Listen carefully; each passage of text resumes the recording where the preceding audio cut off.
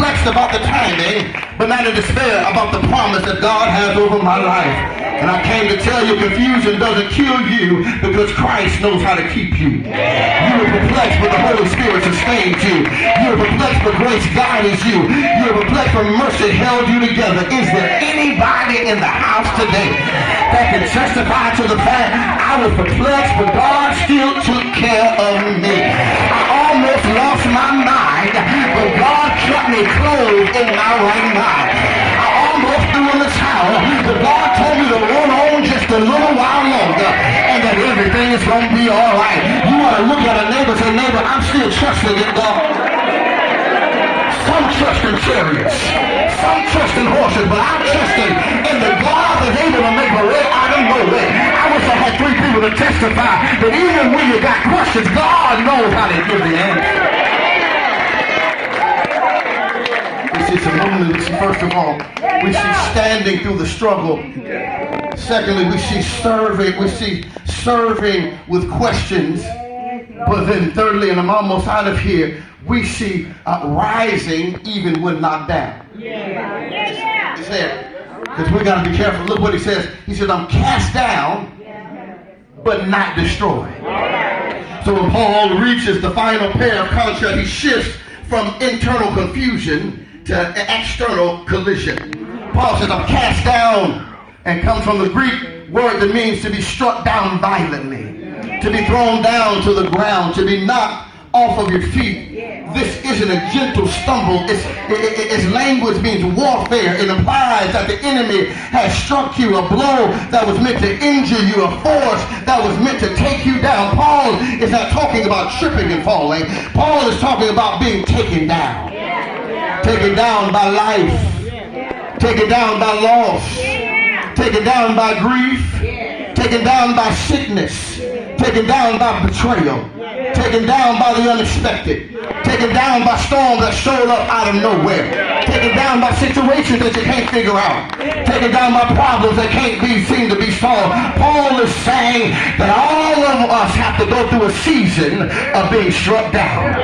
That all of us have that season of being knocked down a time or two. But I found out, Sister Spencer, is not whether life is going to knock me down, but the question is whether I'm going to stay down or whether I'm going to get back up. That's the question. That's the question before us today.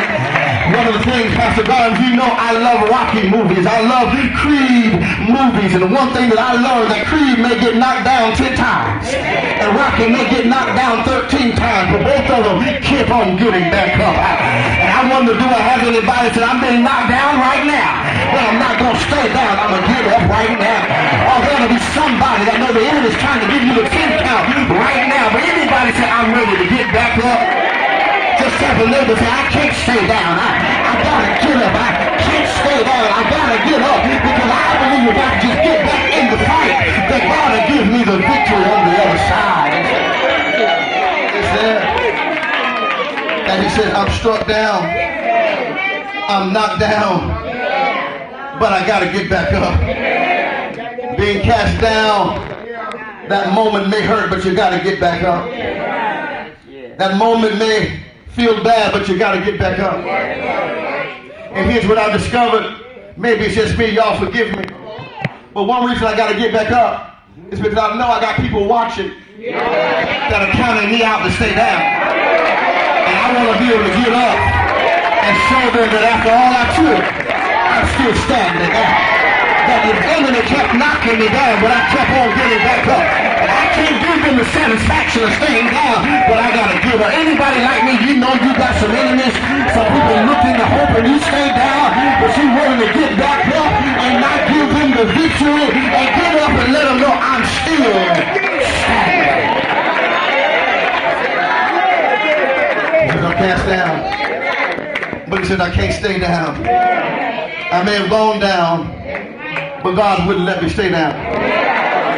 Because he said there's something inside of me that won't let me stay down. And I got to get out of here. The fourth movement I see is living through the lifting. It's right there. He says, and that life of Jesus also may be revealed in our body. And so Paul says that even in the midst of that Paul lets us know he reaches the climax of the argument, and at this point he's talking from the fact of the phrase the life of Jesus, which comes from a Greek term meaning more than existence. It means divine supernatural strength. That God breathed energy. It means that God sent through resurrection life. Paul is saying every time I run out of my own life and my own strength, Jesus pours his life and his strength. Paul is saying that not just in spirit, not just in worship, not just in emotion, but in our body, the same body that gets sick and tired, wounded and weak, overwhelmed and beat up. Paul says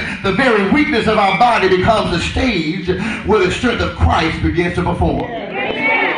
In other words, what is he saying? That in essence, that when we're weak, that is when God gives us the strength that we need. That when we run out of power, that's when God gives us the power that we need. And he says, when I'm weak, Jesus was my strength. When I was empty, Jesus was my supply. When I was sick, Jesus was my healer. When I was overwhelmed, Jesus was my peace. When I didn't have enough, Jesus was my more than enough. When I reached my limit, Jesus exceeded my limit. But Paul is saying that when you run out of what you have, that God has what you need to run on a little while longer. I don't know about you, but all of us can testify that the Lord will make a way somehow. I know I can't be the only one that can testify life has knocked you down a time or two. But the good news is you're still standing today. Where you want to be able to testify after all I've been through. I'm still yet standing today. It didn't look good, but yet I still made it somehow. And I wonder, is there anybody in the house today that can testify, I won't let the enemy take me down? That I still got some work to do. That you can look at me now, but when you look at me again, I still be standing. Because I know the Lord will show up after a while. How am I able to still stand? It's because one Friday on the hill called Calvary, they marched him up near Golgotha. They put nails in his hands. They put a spike in his feet and a spear in his side. They lifted him high and they stretched him wide. He hung his head and then he died. But early on the third day morning, he got up with all power in his hands. Power for you to still stand. Power to heal your body. Power to make a way out of no way. Just look at a neighbor and say, neighbor, you don't know what I've been through, but I'm still standing. You don't know the storm I had to endure, but I'm still standing. And I've discovered I may have to cry, I may have to weep, but weeping may endure for a night. But joy comes in the morning time. Find that last neighbor and say, neighbor, oh neighbor, you gonna make it if you hold on a little while longer. I found out that the Catholic cook, if you hold